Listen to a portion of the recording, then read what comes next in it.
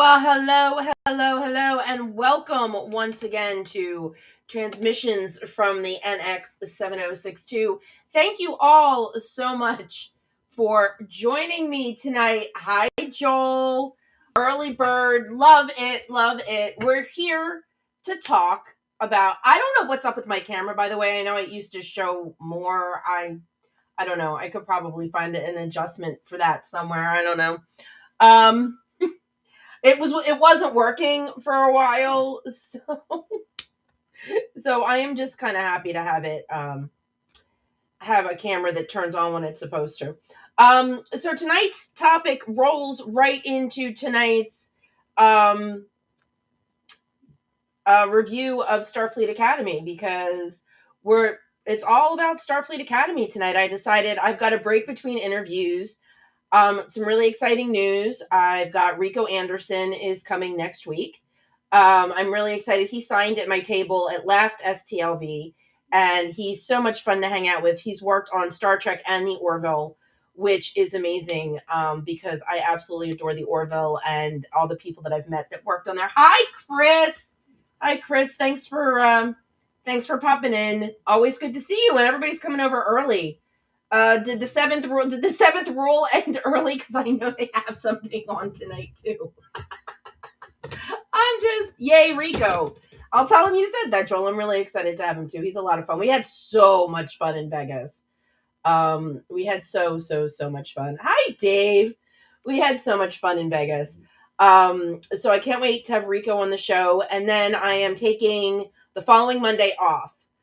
Which is, believe it or not, March already. So I've got Rico. Rico's going to round out February. And then March 2nd, I am not going to be here. Because I'm going to be hanging out in State College, Pennsylvania with the one and only. Oh, and you guys all came over here.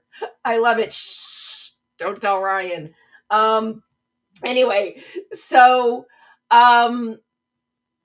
the Happy Valley Collectibles and Comic-Con is happening on the 28th of this month, 28th of February and March 1st. So excited to go. My old stomping grounds. Can't wait to get back up there and see everybody. It's been forever since I've had a chance to head up to State College. So this is going to be great because I finally get to go back. I haven't been in a while. And Tracy's not flying out until Monday evening, so she can stay the whole day on Sunday. So what does that leave for me? It leaves me an excuse to not have to drive, to not have to leave State College until some point on Monday evening. So I'm not going to have a show next Monday unless you guys want to watch me drive home, because kind of just depends on when I put the rubber to the road and head down. That's right. Star Trek The Cruise is coming up. Have a fantastic time. It's amazing. Star Trek The Cruise is just there are no words. You have to experience it. So I'm really happy for you, Chris. I hope you have a great time. Dave, next year you and me are going. Next year we'll figure it out. You and me are going, even if I have to stow away in somebody's luggage. I need to get back on the damn cruise. So anyway, I'm going to be driving home from State College, and I don't want to have to worry about, getting home on time, thinking of the topic. But it's okay, because I'm going to make it all up to you. Because I may not be here on the 2nd. Hey, Emily! Is that Emily? I'm not wearing my glasses. I refuse to wear my glasses when I'm on camera, so I apologize if I'm not reading everybody's name right. I'm making it up to you because I may not be here on the 2nd, but on the 9th, John Billingsley's coming on, and I told him he should bring Bonnie, so hopefully I will have both of them on. So we're gonna have so much fun. I always have fun when John and Bonnie are here, and I can't wait for them to be here. So that's how we're going to kick off March. My first show in March is going to be with John and Bonnie. And so I hope you'll all forgive me for skipping a week because I'm driving. All right. So Star Trek, Starfleet Academy. First of all, I don't know if I've talked to you guys about this. First of all, who does not love that 60th anniversary thing with the ships flying through like the rainbow warp field? I think A, I think it's awesome. B, I love that the ships are in series order. I just thought that was really cool. So I love that little 60th anniversary thing. I don't watch the theme to Discovery. I watched it once, and Starfleet Academy. I watched it once, and I'm good.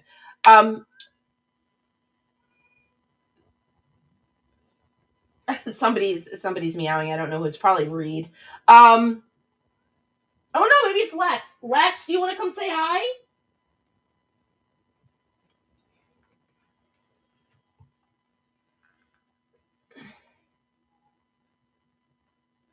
Yes, yes, yes, yes, yes. Yeah, they are so much fun. We always have so much fun when we get together. And hopefully I'll be seated next to him. Hopefully I will be. The only one I had, they are missing the Cerritos and the Protostar. Oh, that's true. They are missing the animated ones. Technically, they're also missing the animated Enterprise too, if you want to count that as a second ship. But you're right. You're right. They aren't doing the animated ones, Chris. Good catch.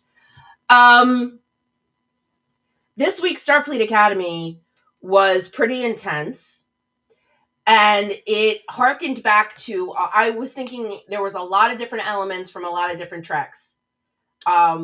I mean, obviously, the needs of the many outweigh the needs of the few, and then Kirk, who threw in or the one. But obviously, that was flat out. But dude was playing with an Enterprise. He was playing with an NX-01 on the show when he was talking to the I love it. She's captain when the thing's flying, but chancellor when it's sitting in San Francisco. We was talking to the captain, and he was playing with that little ship. I'm like, I rewound it to make sure, but it was definitely our NX-01 Enterprise. Yep. Okay, yeah, like I said, it didn't even occur to me that they skipped the animated ones, but you're absolutely right. Good catch, guys.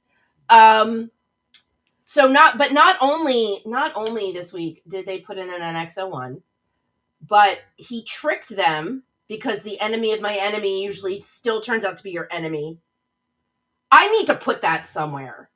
I need to design it in Photoshop and make a big 3D graphic and put it somewhere. The enemy of my enemy usually ends up being my enemy.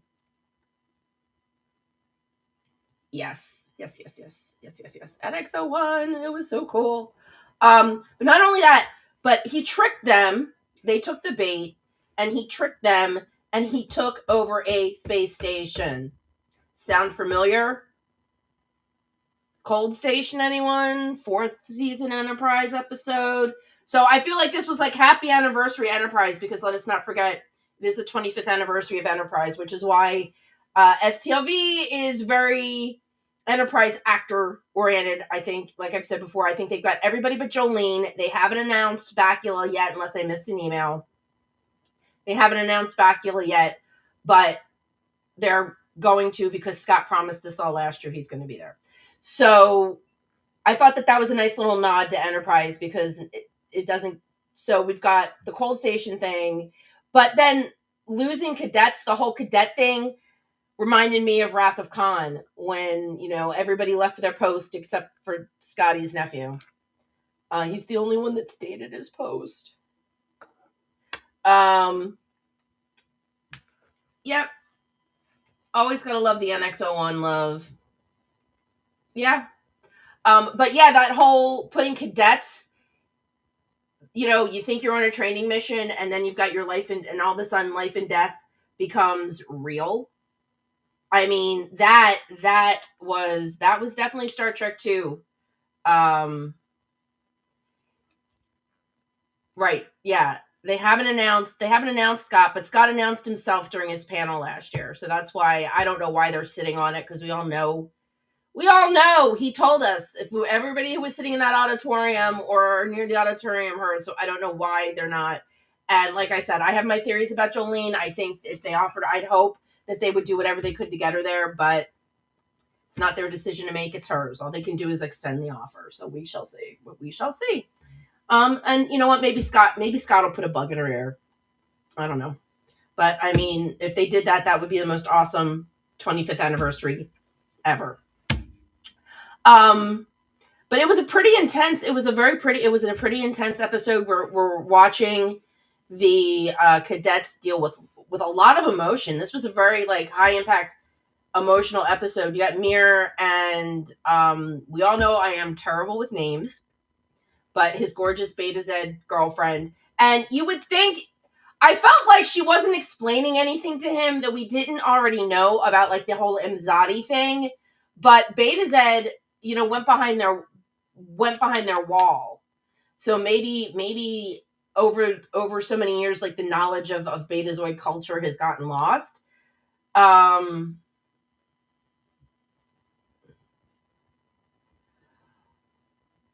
Oh yeah. Oh, I know. They freaking drag it out, and I get that. But seriously, you're dragging out something that 99% of the people know. Yeah, crazy, crazy emotional episode.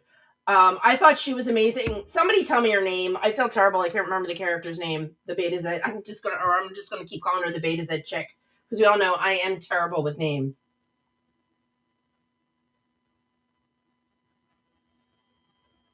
Repeat. Was there a problem last year? Was there a problem last year that we haven't heard about? I mean, that's entirely true. They may not be. They may not actually. Chris is right. They may not be able to announce them if the ink isn't dry. That's very true. That psychic scream. That psychic scream was intense. Mind speak. I'm like, yeah, they mind speak. They're telepaths. I get it. Mind speak. I don't know. I didn't like it when she called it mind speak. I really didn't. I was like, yeah, you're telepathic. Hello. Thank you guys. Thank you guys. Tarima. Yeah, Tarima is amazing. I hope she comes out. I can't believe she ripped the thing out of her neck. That's love right there. That's love. But it was a really good, really intense episode. Had a lot of emotional impact. We finally got some action. And still, there's still a little bit of backstory. They're still building with what's going on with the Chancellor. They're still building with her. Like, she's got, she's 400 and something years old. So we're still finding things out. She's only half. She had a son. She let him die. I mean, so I like that there's still character building even during the action. I think Paul Giamatti is doing a wonderful job. I have not watched the Decon Chamber with him in it yet. I really do want to watch it though. I just haven't. I just haven't sat down, but I should. Yeah, now she's in a coma. I mean, Deanna went in comas too. I think comas are pretty intense. I think for betazoids because I think they're literally trapped in their own minds and their minds are so powerful. So I hope she comes out of it next week. Next week's a betazoid centric episode. I already read what's coming out on Thursday. We figured out. Oh, okay. So let's see. I think in the chat on Friday on Text Trek, we figured out Noose's end game. He stole a burn weapon and will kidnap her to use her scream to detonate it.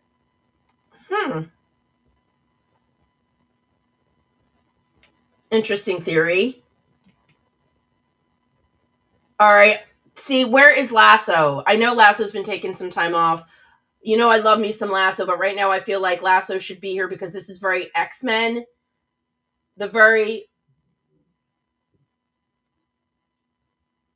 I mean, that happens.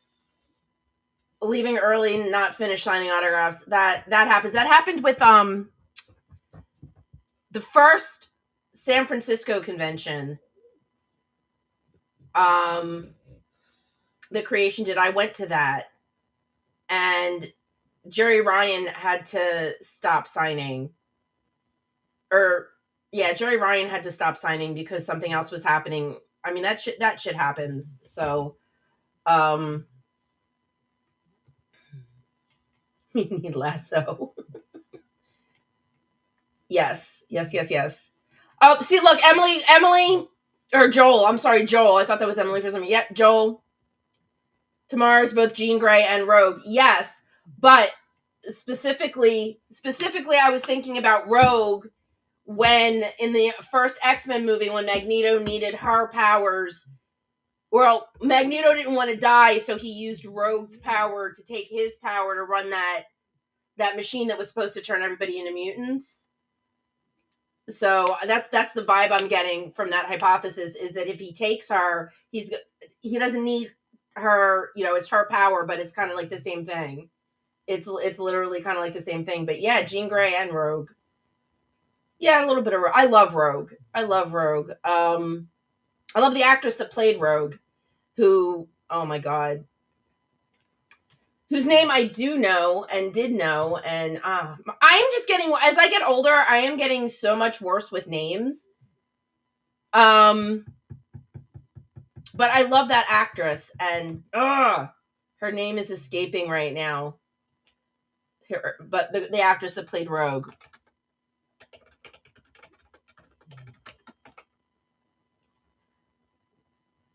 Okay, hold on one second, guys.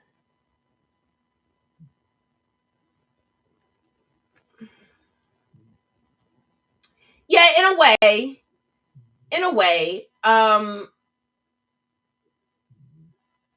Yes, the mutant conversion machine. They broke the Statue of Liberty to use the mutant machine. I love the original X-Men movies. I absolutely love the original X-Men movies. It's gonna drive me crazy. I can't think of this chick's name. Yes and no. Yes and no. Thank you, Anna Paquin. Love her. Loved her in True Blood too. I love True Blood.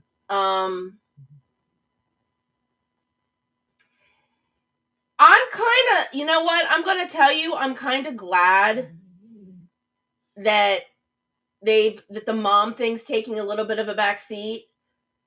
We know it's important, and we all want Caleb to get closure on that, but I like the fact that they're not focusing on it every week, because then it would get really old really fast. Like I'm very happy, we've only got 7, 8, 9, and 10. We've only got 4 more episodes to go. So I would be happy, if they wanted to focus on it towards the end, if they wanted to make a full episode about it, if they wanted to drop a bombshell at some point, I would be good with that. But they introduced it, and now Caleb's kind of, he's kind of switching gears, which is nice. He's kind of switching gears, which is really nice. And kind of focusing on some other things in his life, which I think that's great. I think that's healthy. And I think when somebody has, because he's kind of turned that over, he's trusting the Chancellor to figure this out for him. So I think he's trying to find that balance. So I'm okay with not hearing about the mom right now.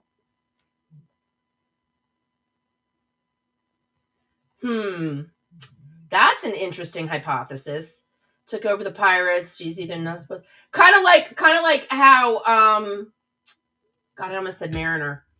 Kind of like how Burnham found her mom, like all of a sudden, like she was the Red Angel, kind of thing. Yes. Did you know that I had to like scroll past it online to find out that was Tawny? I had no idea. I had absolutely no idea until like I read something online. I went, duh.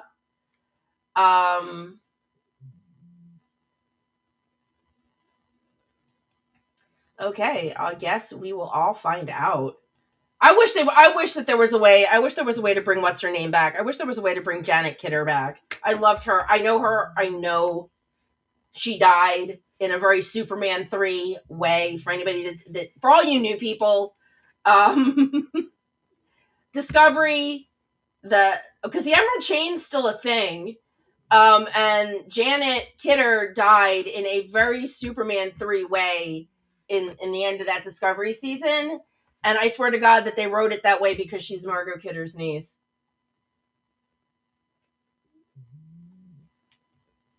Gotta love a new twist. I love a twist. And they can sit on that until the we end. Yes, exactly. That they're already getting a season 2, so that could definitely be something that they're sitting on, where it's like dun dun dun cliffhanger, and then start the next season whenever. Good Omens is coming back. This is, you know me, I'm really good at switching gears. Good Omens 3rd season took 3 years, but they're finally coming out in May. The final season of Good Omens, which we've been promised for how long, it's coming out in May. So I'm hoping it does not take that long for something like Starfleet Academy to get its second season. Will it get a third, though, is something that is kind of up in the air. From what is the CBR, which is, what is that? They call themselves the world's top destination for comic movies and TV news, CBR.com. They have been posting about Starfleet Academy's having really poor numbers streaming wise. They haven't hit the top 10 in overall, but their numbers aren't even good just within Paramount. Just within Paramount itself, their numbers aren't great. So they've already got a second season. But then again, we all know this from personal experience living through every ideation of shows in the franchise. The first season's usually the shaky one. So let's see what they decide to do with the second season. And hopefully they'll come out of the gate swinging, or else maybe, it could literally just be a 2-season thing, which would obviously be like the shortest in Star Trek history. CBR also made a comment about, whether Paramount's looking for insurance money. Yep, saw that too. The second season's pretty much almost done. Yep, and the actors are already out on the convention circuit. Somebody actually asked me the other day if I was booking for any of them, and I'm like, I wish.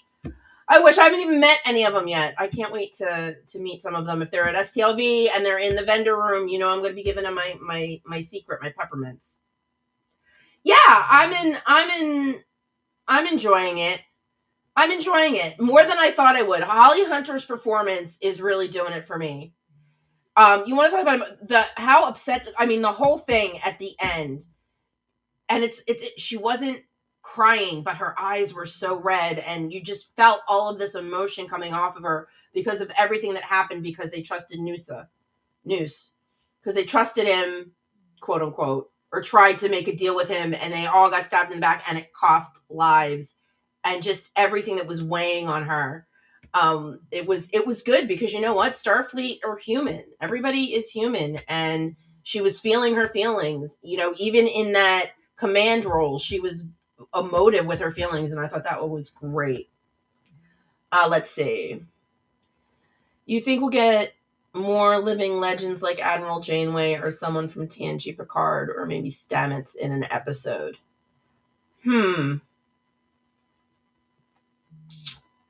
Well, it's already been said that Avery's not coming back, so we can cross the emissary off the list.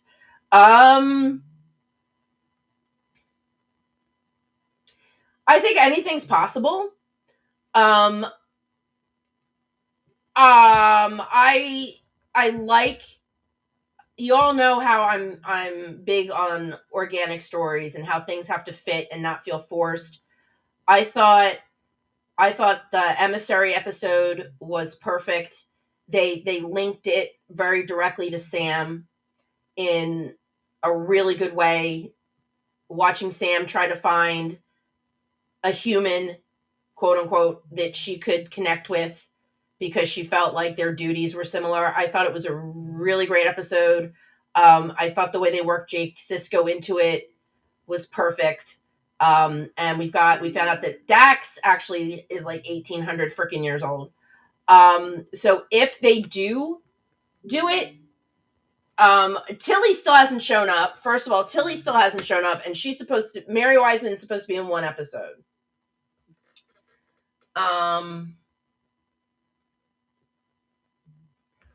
Oh, fun! I'm glad they got them on the cruise. That'll be fun. Speaking of Tarima, she's going to be on the cruise, people.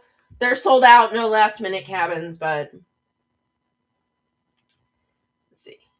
Each episode's delivering something a bit different in the theme, which can appeal to different fans, but keeping the Academy through line solid. Yep, I agree. Every episode is different. Like I said, I like that we're getting to know, like, each character is having their own episode. Like, it's an ensemble, but each piece of the ensemble is getting enough time that we get to know them individually, which I think is fantastic. As far as back to what Emily said about Star Trek notables. If it fits the story, I'm all for it. Like I said, Mary Weissman's Tilly is supposed to be teaching, so where is she? She's only going to be in one episode this season, so hopefully we'll see. Obviously, we have to see her soon. They've mentioned Discovery. They've mentioned the ship itself. David Ajala's actually here shooting Law and Order. So I don't know. I would love to see Book. I would absolutely love to see Book. But yeah, if it fits the story, then yeah, maybe they could, figure something out. It's funny that you mentioned Janeway though, because Kate Mulgrew's already taken to the socials to support Holly Hunter and her character. So I think that's fantastic. So, it's always good to see like the legacy actors supporting the new people and, saying, and standing up for them against, the gatekeepers and the people that whatever. Holly Hunter's captain is different than all of the other ones. She's not human, and she's got that very casual way about her, but she's got all of this life experience and 400 years worth of life experience. And like I said, I just love her interpretation, and I think she's fantastic. And I'm so happy that with how she's playing this. Let's see. What Alan has a black and white face that is TOS and is in Starfleet Academy? Oh, what alien? God. Thank you, Sharon.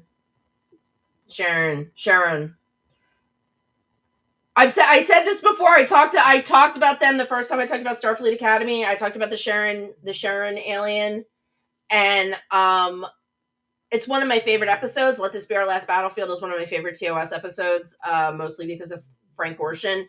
But it's just an amazing episode. And I still couldn't remember the alien name. And like I said, it was one of my favorite TOS episodes.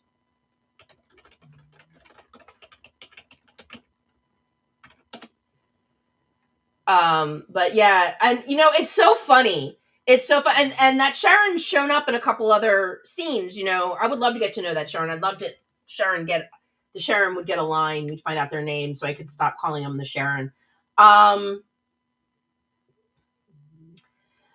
that one character has sparked so much debate because Let This Be Our Last Battlefield ended with the fact that the planet was destroyed.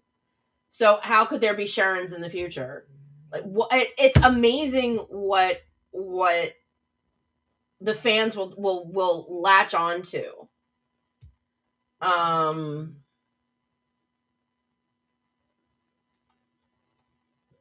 Listens to the specials.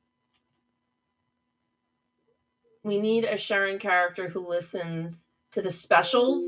I'm not sure. The specials? I'm not sure what. Hold on a second. Darn it. I was just about to click that away, and my email notification showed up, and I actually accidentally opened an email pop on my screen.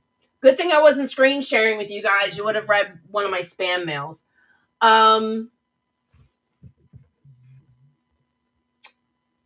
But yeah, it's just funny. Or the fact that the Klingon, as we all know, it looks like the Klingon has a boyfriend.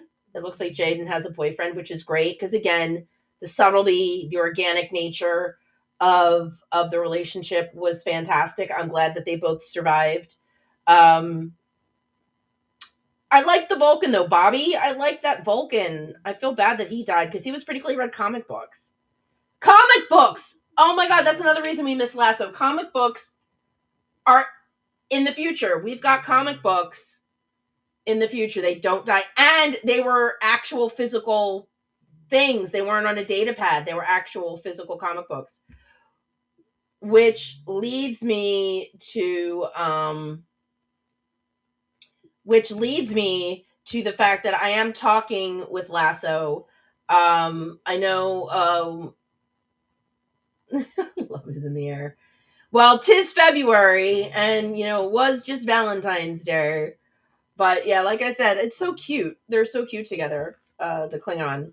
And is it Kyle? Is that who Kyle is? Like I said, I suck with names. It's the only thing I don't like about this show is there are too many characters to learn. Like, I know the Doctor. Yay me. Yes, it did. That comic book looked fantastic. Um,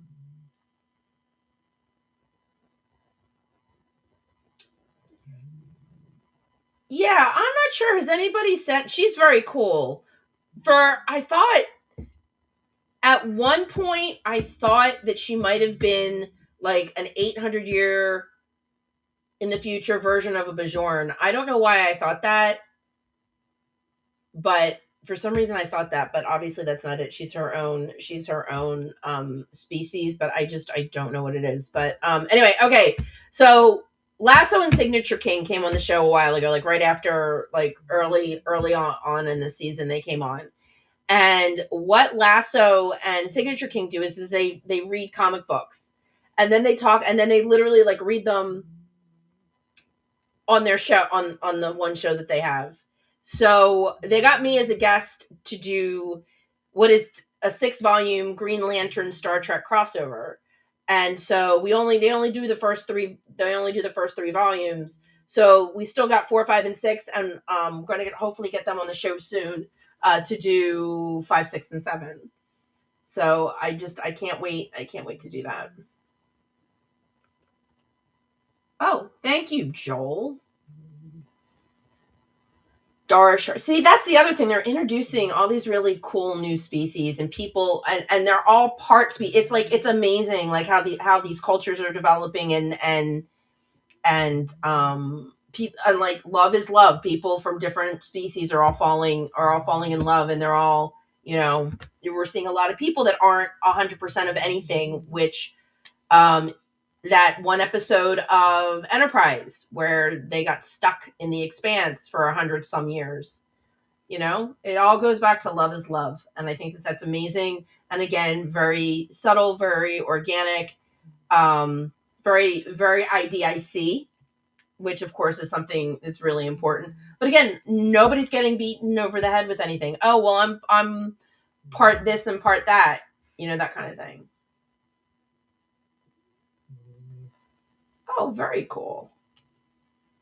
That's why she's so hell-bent on being a captain. So what do you guys think? Are we all thinking... This is the other thing that I like about Starfleet Academy is that, next year they're going to be second year. So then they can introduce freshmen. It's like we can get they can introduce new characters. They may not be core characters, but for however long Starfleet Academy runs, there will always be they can always have the option of doing a new crop of cadets. And I think that that's pretty cool too. Things can keep changing. It'll keep it fresh. As long as the writing is solid, it'll keep things fresh by introducing, new characters, maybe some more legacy species. Like a cat. I would love to see a cetacean. I'm all about the cat people. I would love to see a cetacean show up. That would be very, very cool. But what do you guys think? I mean, are we hoping? I mean, I think it would be really sad for any Star Trek series to end after only 2 seasons. I mean, yeah, the animated series did. The animated series did, and Prodigy did. That's it. We don't need any more. We don't need any more to end after 2 seasons.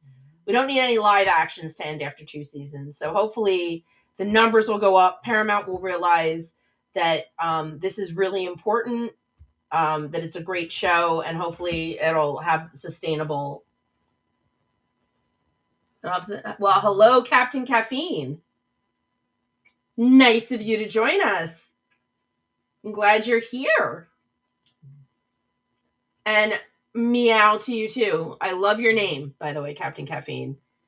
I have a 30 some, it's more than 32 ounces. It's like a 40 some ounce mug of coffee every day for work. It's really, that's just, I need it. I like what I do, but I have some dreams and aspirations. Concentrating more on this show is actually one of them because I love doing this. But I have other aspirations besides what I do now for my day job. So everybody, I need some good vibes sent out into the universe, actually, because I have some ideas and some things I want to do. Um, and like I said, I mean, this show, I love my show. I love my show. My show needs a little more nurturing. You guys are fantastic. I absolutely, like I said, I absolutely always appreciate hanging out with you guys every week. And talking Star Trek, whatever I feel like talking Star Trek. Like next week, I'm so excited that Rico's coming because we're also going to get to talk about the Orville and Seth MacFarlane, who is on my bucket list. I would. Oh, that's awesome. That's awesome. Sumatra and a cat making biscuits. Can't argue with that.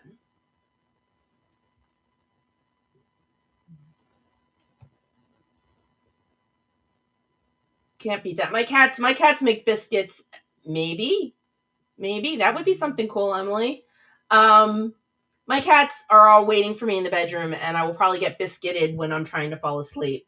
Lex is very biscuity, but he's also very like just tapping you with his paw to get your attention. Like if I'm like he's just like so yeah. All right. So I would like to see Starfleet Academy at least get 4 or 5 seasons. So get your friends to watch it because Paramount is all about numbers. They don't, I mean, fans, obviously the fans matter, but if it's not showing good numbers, it's not showing good numbers. But yeah, so right now that's the only problem. The writing's solid, the characters are solid. They're doing, like I said, I feel like they're doing everything right. They're not concentrating too much on the mom thing. A twist would be fantastic. I would love it. A twist would be fantastic, especially if it puts Mir at odds. If it puts Caleb at odds with his mom at the very end, I think that would be amazing. I lost a cat early last week. He passed away. So I now only have 7. I have 7 cats and my dog right now who is sleeping in his bed next to my chair. And for the record, I do have, yes, I was thinking that too. We do need Star Trek Legacy. I would love to see Star Trek Legacy. And Scott Bakula is still kicking around that Archer and the Federation idea with I forget which writer, but like a really amazing writer.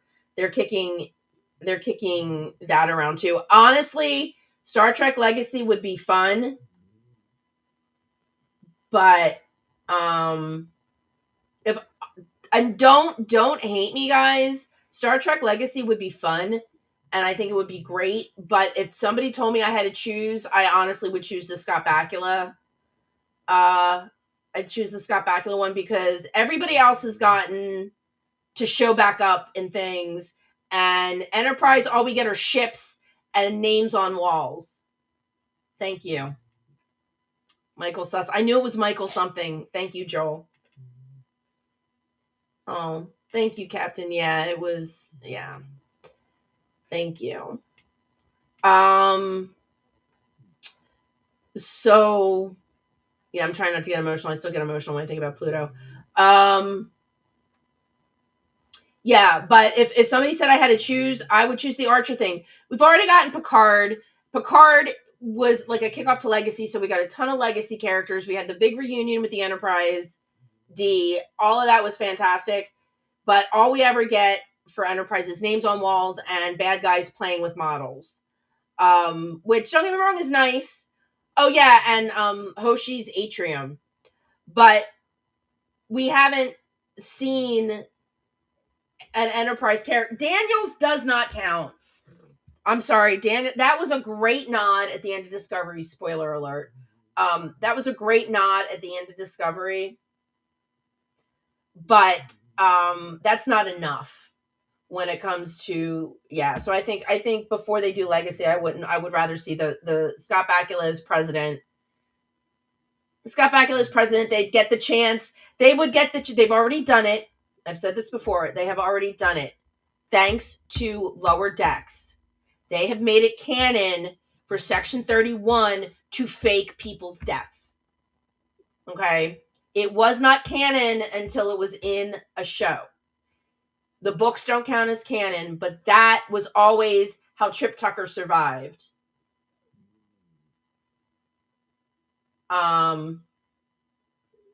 That's how Trip survived. The books brought him back to life. They faked his death. He was a member of Section 31 for the Romulan War. Again, spoilers. And then all these years later, they made it canon by throwing it into Lower Decks. So, now that it's canon, we need Archer as president so that they can officially bring back Trip Tucker. So, that's my feeling on the subject. So, all right, guys. Well, Captain Caffeine and Emily, thank you so much for stopping by. I love new faces or faces that I don't get to see on a regular basis. So I'm always happy to see new faces. Like I said, I hope that Academy can get its numbers up and make people happy. And make the people at Paramount happy so that they keep it going, because I think it can be a really solid show. Like I said, I would love to see them introducing, first year cadets for every year that it goes on, interacting with, as our core cadets move through the Academy. I think that would be fantastic. If it fits, I would not mind seeing a legacy character pop up again. Listen, I don't blame you. I'm greedy too. I would love to, don't get me wrong. If we could get both, I would be happy with both. But I'm just saying, gun to my head, I only get one. I'm picking the Archer as president one, which probably goes against a lot of people, except maybe Dave. Let's see. What was this? I wonder how far Section 31 goes, which we saw in Enterprise, and who created Section 31. That is a very good question. I guess we'd have to go back to the founding of Starfleet, because it's in Starfleet's charter. That's where the name comes from. It's part of Starfleet's charter. So whoever literally created Starfleet, that was part of their charter, whoever that was. So I would be very excited to get both. Like I said, if I will be greedy with all of you too. I would love to see both of them, but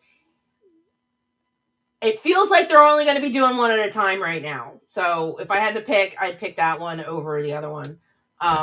Like I said, because I think after 25 years, we all deserve to know that Trip Tucker is canonically, is that how you say it? Canonically alive.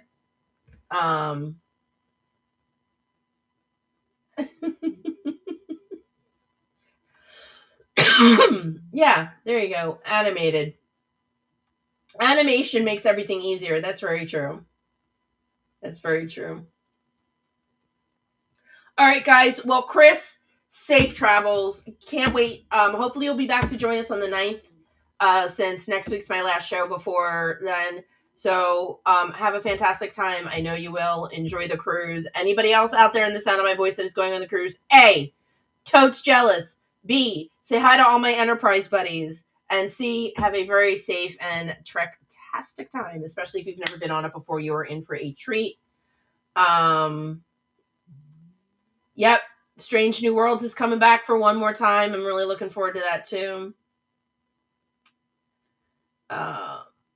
You guys, I'm trying to wrap it up and you keep saying such cool stuff. More opportunities, C7, Rafi, Q, and so on. Really sounds great. Bring on John. Yes, the power of Q compels you. Let's bring on. Great, Chris. Then we will see you then. All right, guys, listen. Early to bed, early to rise. That's not happening for me because it is 10:45 here. But thank you all for coming. Next week, Rico Anderson, be here. He is so much fun. We're gonna have a great time. And like I said, we're gonna be talking about Seth MacFarlane, which I'm so excited about. All right, guys, thanks so much for being here.